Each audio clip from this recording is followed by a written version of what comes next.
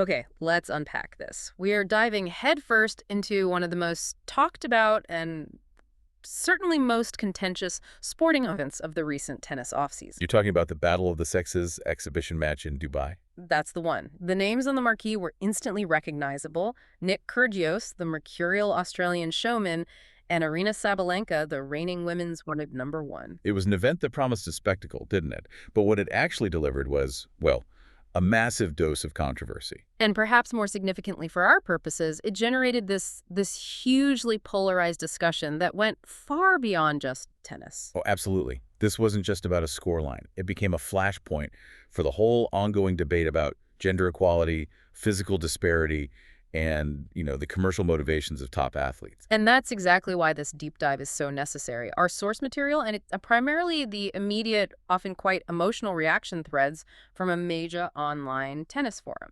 Alongside expert commentary and journalism, of course, the BBC report was particularly descriptive. It was. And what all this shows us is that the emotional and I suppose the sociological fallout of this match just far exceeded the actual quality and tennis being played. The chatter was, well, deafening. Exactly. Our mission today is absolutely not to weigh in on who is better or worse. That's not the point. No. Instead, we're investigating how the tennis world processes an event like this. When you stage a contest that's explicitly designed to test the limits of physical disparity. And you involve two of the sport's most outspoken and, polarizing personalities. Then the debate itself becomes the real story. We're essentially analyzing the public's instantaneous reaction to what was, let's face it, a deliberately provocative experiment. And here's where it gets really interesting for me. What's fascinating is that the controversy wasn't just generated by the outcome, which, let's be honest, was broadly predicted by anyone who understands the physical mechanics of the two tours. Of course. But it was about the level of effort that was applied, the very specific handicapping rules they used, and then the huge implications drawn by the more vocal critics. So the key question we really need to try and answer, the one that defines this whole deep dive, is this. When an exhibition match generates more social commentary about gender politics and player motivation than about the actual tennis, Yeah, what does that tell us about the state of the sport? and perhaps more broadly, what does it reveal about how difficult it is to discuss biological or physical differences openly, even in a sporting context where they're, so visible? Let's jump straight into the facts of the match itself then, because they are the foundation upon which this whole intense debate was built. Absolutely. We need to be clinical about the result first. The outcome, straight up, was a victory for Nick Kyrgios over Arina Sabalenka. The women's world number one. In straight sets. The final score was 6-3, 6-3. And that scoreline, that identical symmetry in both sets, was something a lot of fans found rather telling. It felt almost Programmed. controlled, exactly. But to really understand the weight of that score, we need to look at the context of the two players because they were worlds apart in terms of their current form. That's the crucial bit, isn't it? On one side, you have Sabalenka, who is currently operating at the absolute pinnacle of her profession. She is the reigning world number one in the WTA, a proven Grand Slam champion. And widely regarded as one of the hardest and fastest hitters Yeah. in the women's game. She's peak athletic performance for her gender right now. And then there's Nick Kyrgios. Yes. His peak was, without doubt, phenomenal. He was the 2022 Wimbledon runner-up, ranked as high as 13th in the world. But this is crucial. At the time of this exhibition, he was ranked 671st. 671st. And that's not due to a lack of skill. It's because of a career-threatening knee injury that had just decimated his last few seasons. He was incredibly rusty. The sources, especially the fan forums, they didn't mince their words about his physical state, did they? Not at all. The descriptions were truly brutal. They painted a picture of a player just far removed from the finely tuned athlete you need for the men's ATP Tour. Fans were calling him out of shape, junky. I saw one that just said he was basically retired at this point. It's the visual contrast, isn't it? The reigning world. Number one, a picture of power and fitness facing a physically well expanded, rusty, and injured veteran. That visual alone just heightened the stakes. It led to the core question that fueled the whole debate. If this version of Kyrgios, the injured, out-of-shape version, wins comfortably. What does that truly reveal about the physical differences at the elite level? Precisely. And the organizers, they clearly recognized this yawning gap in physical condition and inherent power. So they had to resort to an experimental format, a set of special rules of engagement. Which immediately became controversial in themselves, a huge source of debate. Yes, these handicaps were the structural novelty of the event. They were trying to engineer the match to artificially close the gap. So the first, and arguably the most significant, was the one-serve rule. Right. Both players limited to a single serve, which effectively eliminates that standard second serve safety net. And the second, which was perhaps the most intriguingly technical, was that Sabalenka's side of the court was physically reduced by 9% in size. So on paper, it sounds like an attempt at mathematical fairness, doesn't it? It does. The idea was to neuter Kyrgios' biggest weapon, his rocket-powered first serve, while at the same time giving Sabalenka less court area to defend. A smaller target for him, a smaller court for her to cover. But as that 6-3, 6-3 scoreline suggests, it clearly didn't work to create any genuine parity. And the sources immediately jumped on the fact that these rules were a double-edged sword, especially that one-serve limit. It had some unintended consequences. Before we delve into the on-court dynamics, we have to acknowledge the marketing. I mean, this was not some quiet, off-the-cuff practice match. Not in the slightest. The BBC report noted the event was promoted with a certain razzmatazz and boxer-like hype. They were selling it as a genuine confrontation. And Sabalenka certainly bought into that, didn't she? She was on US TV chat shows. And famously promised, with that characteristic Sabalenka cheekiness, I'll try my best to kick his ass. More importantly, she consciously linked her own performance to the wider narrative, saying that a win would be a good thing for women's tennis as a whole. Which immediately placed a huge representational burden on her shoulders, whether she meant it to or not. It suddenly became about more than just a cash grab. And Kyrgios, well, never one to miss a bit of theater, he confidently predicted a comfortable victory beforehand. He suggested he would win 6-2. The final score, 6-3, 6-3, was strikingly close to his prediction, which shows either keen insight or just supreme confidence in that physical gap. So we have the hype, the strange rules, the contrasting physical states of the players. What actually happened when they finally crossed the baseline? Well, the sources suggest a major mismatch between the massive pre-match hype and what we actually saw on court. The BBC report was quite direct, wasn't it? It said the match lacked the intensity and entertainment promised. It did. It essentially played out as a typical low-stakes, off-season exhibition, just one with very, very loaded branding. And the most salient point from the analysis of the match was Kyrgios' deliberate approach. It was described as having an air of insouciance. Which is a very polite way of saying he wasn't really trying very hard, isn't it? Precisely. His movement was described as limited, and he was actively and deliberately working to shorten points where possible. This is classic injury management, or maybe just sheer physical rust. He wasn't playing with that characteristic frenetic energy we know he's capable of at his peak. This is where the fan observations become almost forensic. They weren't just watching a score. They were analyzing his effort level. We saw estimates of his effort ranging from a generous 70% down to a cynical 50%.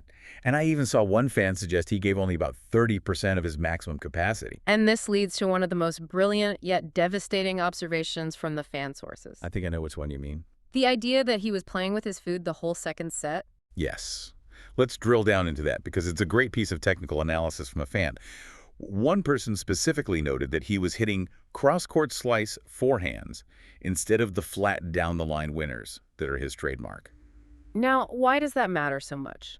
Well, it matters because hitting a cross-court slice forehand, rather than that flat, high-power down-the-line shot, is a tactical decision to dramatically de-escalate pace and power. Right. It's the tennis equivalent of hitting a lob just to keep the point alive and extend the rally, even though he clearly had the power to end it instantly with a flat winner. So he's prioritizing entertainment or perhaps just maximizing his time on court without exerting himself fully. Exactly. As that fan put it, he was toying with her rather than playing for real.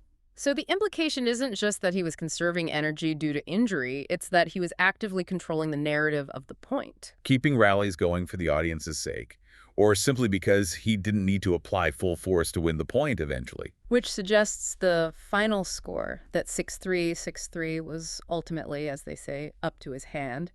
He dictated the margin of victory, not Sabalenka. That's the core finding from the fan analysis. It was a comfortable, controlled victory.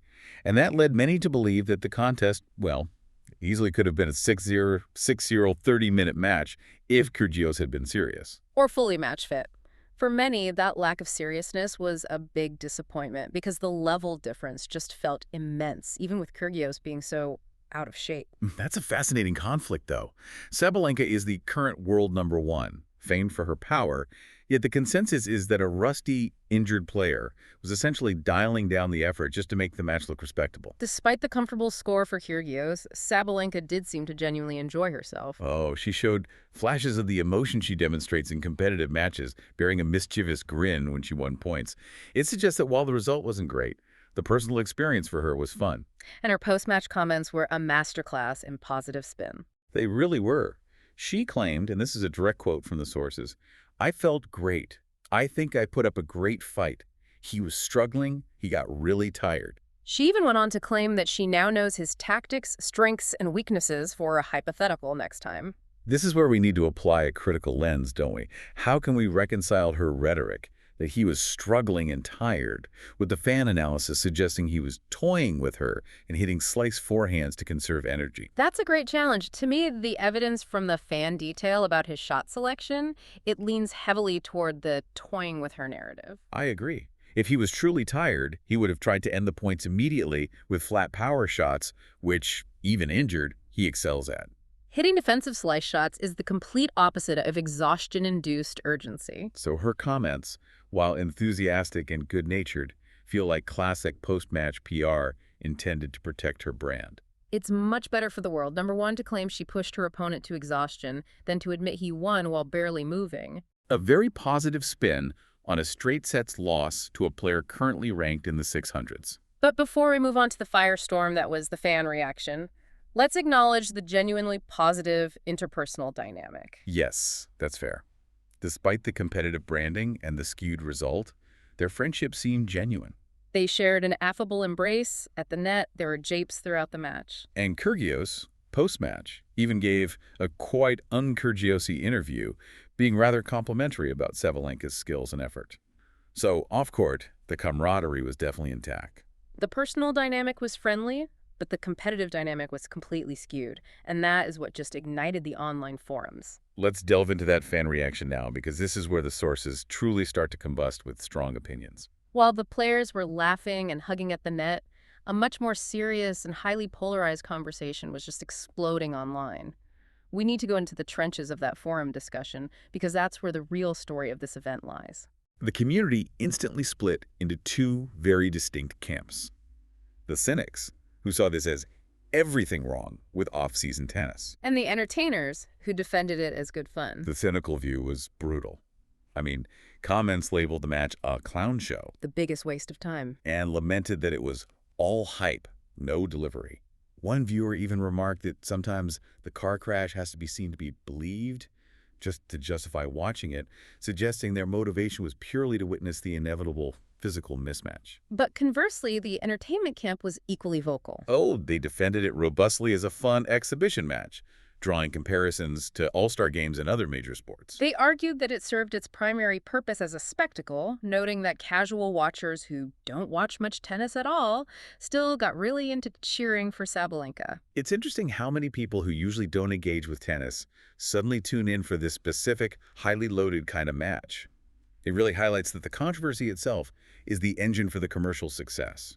And this immediately brings us back to the rules controversy, which was widely seen as this flawed attempt to engineer excitement. We said earlier that the one-serve rule was a double-edged sword, and the fan community dedicated a lot of discussion to this point. Some fans strongly argued this rule ruined the whole thing, noting that Sabalenka actually broke herself multiple times because of this dumb rule. The irony here is huge, isn't it?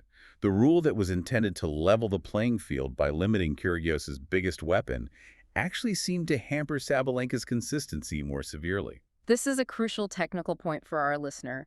The difference lies in their second serves. Absolutely. Kyrgios' second serve is notoriously high-bouncing and powerful. It's a weapon in itself that very few players can attack effectively. Sabalenka, however, she's traditionally relied on her massive first serve power, and her standard kick serve, designed for margin on a second serve, was described by fans as practically non-existent in comparison to the men's tour. So in essence, when the first serve was taken away, Kyrgios still had a highly effective, high-velocity second serve to fall back on. whereas Sabalenka was exposed to a much higher rate of errors, struggling with her rhythm and consistency. The handicap, designed to close the gap, ended up potentially widening it by disrupting her routine more than his. That's the mechanical conclusion from the sources. However, we have to acknowledge the counter-argument. Of course, others argued the one-serve rule was absolutely necessary for the entertainment value. As one user put it, seeing Nick bomb 200-plus KPH aces and Sabalenka not returning them wouldn't be as interesting. The organizers clearly wanted rallies, not 15-second service games, to justify the ticket price. And then there was the court size reduction, the 9% smaller court for Sabalenka. A few fans pointed out the sheer irony that even with that physical advantage, a smaller area to defend Kyrgios still won comfortably. So that advantage provided by the rules was statistically meaningless in the face of the power disparity. This structural failure led immediately to comparisons with the original 1973 Battle of the Sexes between Billie Jean King, BJK, and Bobby Riggs. That historical reference is fascinating. To think that 50 years later we're still arguing over whether one match can be an insult to BJK, that polarization is the real deep dive here. Let's analyze what separated the 1973 spectacle from this, 2024 cash grab. Many critics of the Dubai match called the new event an insult to BJK, primarily because the original 1973 match, despite its intense political and social charging, became this massive symbolic victory for women's sports. King defeated Riggs, and it provided a powerful piece of evidence for gender equality proponents. But the sources also provided a robust counter-argument based on historical context. Others argued that the Kyrgios-Sabalenka match was literally less rigged than the original. Right, referencing the long-held suspicion, and later confirmed by certain accounts, that Riggs may have thrown the match due to gambling debts, or was even likely betting against himself. So the 1973 match, therefore, had this taint of external financial manipulation and possible deliberate sabotage. The consensus on the 2024 version, however, was that while it was a clown show in terms of competitive tennis, there was no suggestion that Kyrgios had thrown it, or that Sabalenka wasn't trying her best.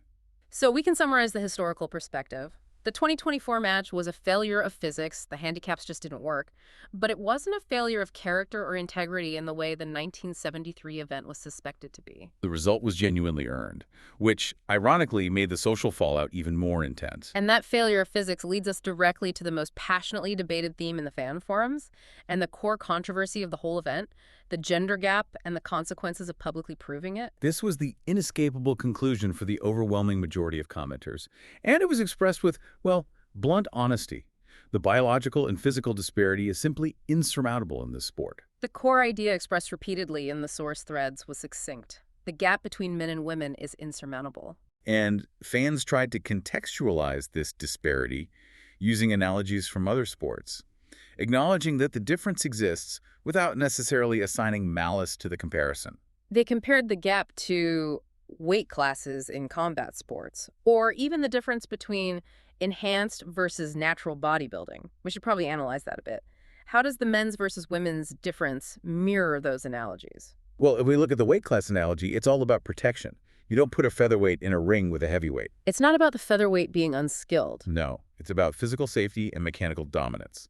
In tennis, the difference isn't safety, but it is that mechanical dominance, speed, spin, and power generation, which fundamentally alters the sport. And the enhanced versus natural bodybuilding analogy is equally strong. It speaks to baseline biological limits. Exactly. It suggests that while both male and female players train professionally and possess immense skill, the biological advantages of a highly trained male athlete, in terms of muscle density, skeletal structure, lung capacity, sheer explosive power, provide a physical ceiling that the female athlete simply cannot reach. The conclusion drawn from this was critical. Men's and women's tennis are essentially two different sports. And the distinction they made is that women's tennis isn't necessarily inferior, but fundamentally different due to the physical metrics of ball speed, rotational spin, and raw velocity. One commenter noted that the men are just faster and more powerful. And the sources largely agreed that the difference in skill level isn't nearly as big as the difference in pure athleticism. But the real friction, however, wasn't about the existence of the gap, which is widely acknowledged by experts. No, it was about the consequences of proving it so publicly under that Battle of the Sexes banner. This was the source of the most intense criticism and fear. Critics who refused to watch did so explicitly because they feared the 6-3, 6-3 result would be trotted out as proof positive that the women's game is inferior from now until forever. They saw the match as giving immediate, easy, and readily available ammunition to those who routinely shit on the WTA. Shit on the WTA, that's the phrase they used, meaning the Women's Tennis Association. This is a major insight into the politics of modern sports exhibitions. The match was viewed as a strategic disaster by many fans who support women's tennis. One fan comment was particularly harsh, wasn't it? It was. They claimed Sabalenka single-handedly set women's tennis back at least a decade with this cash grab. The feeling among these critics was that for the sake of a quick payday and a bit of ego, the current world number one had exposed the entire WTA tour to unnecessary and damaging criticism. Simply confirming an inevitable physical truth that really didn't need a public demonstration. It was perceived as a massive strategic misstep for the leading representative of her tour. And here's the sharp summary of the lose-lose scenario for Sabalenka, as one user articulated it perfectly. If she had won, the victory would have been dismissed because Kyrgios hadn't played in ages and was injured. But because she lost, critics could claim she couldn't even beat Kyrgios, who hasn't played in God knows how long and was clearly out of shape. It was an impossible position. However, we must pivot to the strong counterarguments against all this deep hand-wringing. Fair enough. Skeptics were questioning why people whine about it so much, saying it's simply just an exhibition and should be treated as such. They argued quite reasonably that those who already dislike women's tennis would still shit on the WTA, regardless of this specific scoreline. The match didn't create the criticism, it just gave critics a fresh headline. And this leads us to the crucial point about Sabalenka's own perspective. A fan pointed out that she has quite literally said before, "I watch men's tennis instead of women's tennis because it's a higher level." This is truly key. If the reigning world number one is openly admitting that the men's game is at a higher level, not just different, but higher, then her participation in this exhibition changes context completely. It suggests she is well aware of the limitations of her gender and isn't trying to sell some illusion of equality or parity. It's simply a fun event for cash, where the physical outcome was a foregone conclusion, even to her. It reframes the whole argument from hubris to pragmatism. If the most informed people in the sport, the top players, already acknowledge the power differential, then trying to prevent an exhibition out of fear of confirmation seems redundant to some fans. Indeed. The belief that no one believes that the two tours are identical in physicality seems to be the quiet consensus among informed tennis fans. As one commenter noted, the people who truly believe women's athletes could beat men's athletes aren't sitting on governing bodies for any sport. So the strongest defense of the match was that it was simply a different sport, not an inferior spectacle. Right. High-quality women's tennis matches are enjoyable and competitive in their own right, just as featherweight boxing is enjoyable even though a heavyweight would crush them. The problem only arises when you force the comparison. That distinction, different, not inferior, is essential for the integrity of the WTA. But the immense social friction arises precisely because when you put them side by side in a forced competitive context, the power and speed disparity becomes undeniable. And it gives a loud, ready-made soundbite to those with misogynistic intent. Exactly. Let's transition now to the implications. Why did they really do this, and what does it mean for the structure and economy of professional tennis, particularly regarding player motivation? Well, the primary motivation cited by fans was universal and perhaps a bit cynical. Entertainment and a pure money grab. That was it. Both players were perceived as being there solely to cash their check, though the criticism was far heavier for Sabalenka, the current world number one, than it was for Kyrgios, the injured veteran making a guaranteed payday. This brought up the whole question of pride versus pragmatism and the role of the world number one as a representative. Some were asking, why should she be ashamed of anything? She didn't cheat or hurt anyone. If the money is good, take it. While others countered that it makes her appear greedy AF and gave another reason to dislike her, suggesting she sacrificed the goodwill of the WTA for her own benefit. The casual dismissal of potential reputational harm by Sabalenka was seen by many critics as prioritizing immediate financial gain over the long-term representation of women's tennis as a whole. One fan noted, "I'd think about it more if I was already a millionaire and my pride was in danger," suggesting that for a player of her financial standing, the risk simply wasn't worth the reward. This debate around motivation inevitably and immediately connected back to the larger, more sensitive topic that hangs over Grand Slam tennis. The equal pay debate in major tournaments. This is a crucial area of tension that the source material tackled head-on. One specific, detailed comment connected the match to the ongoing argument that women should play the same number of sets as men in majors if they are to receive equal prize money.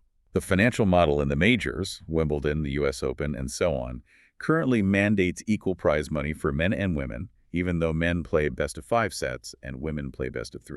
The sources cited a specific example from the 2017 Australian Open.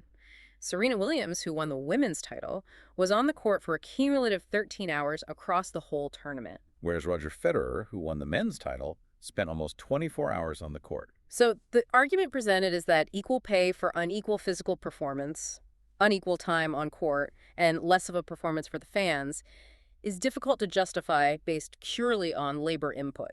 The proponents of this view argue that if the biological difference is so stark that we need handicaps in exhibitions, why should the compensation in majors be equal when the workload is demonstrably different? However, we must present the commercial counterpoint with equal impartiality, as it was well represented in the sources. Of course.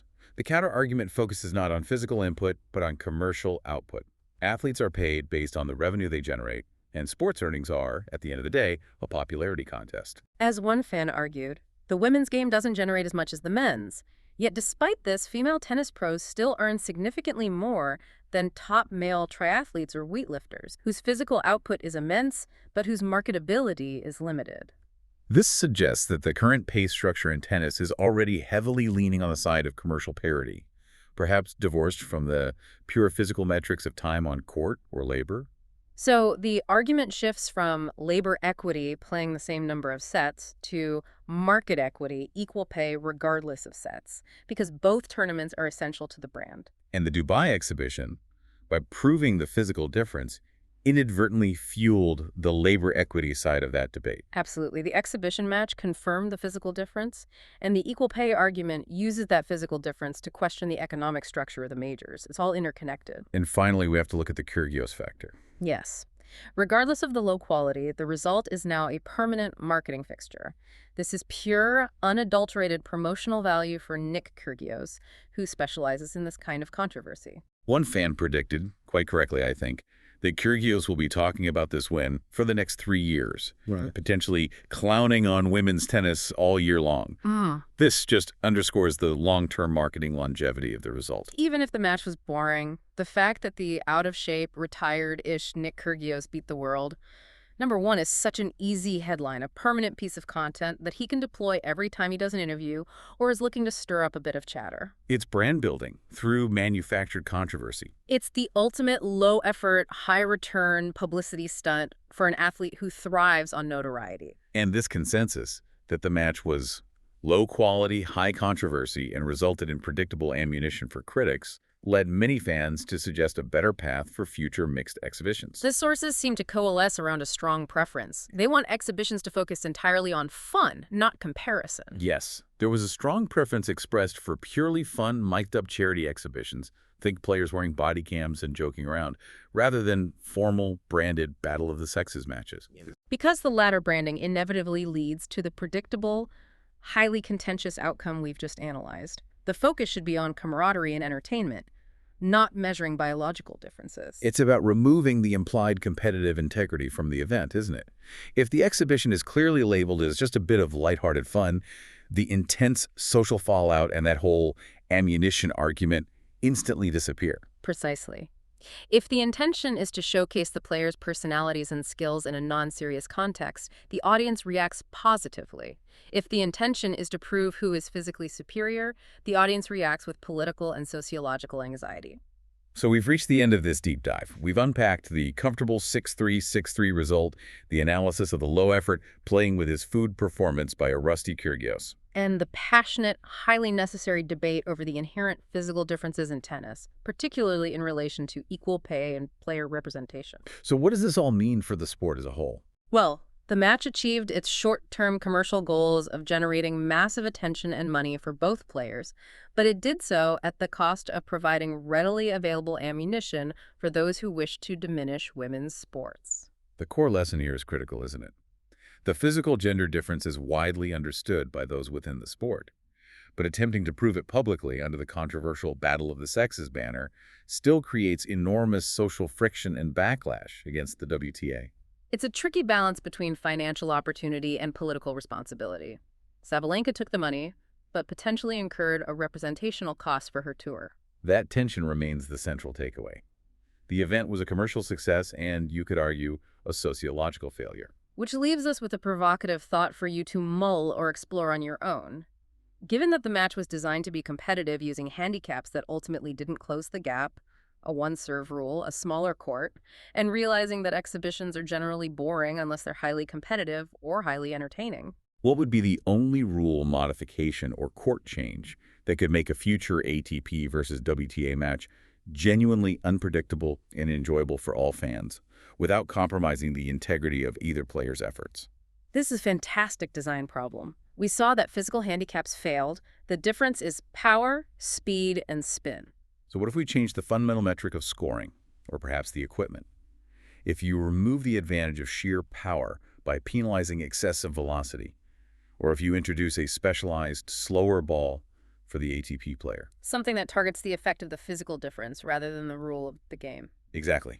It demands a creative solution far beyond the simple court and serve adjustments we saw in Dubai. Think about the fundamental ways we score the game or navigate the space. That is certainly something to ponder long after this deep dive is complete. A fascinating challenge indeed. Until next time, keep digging into those details.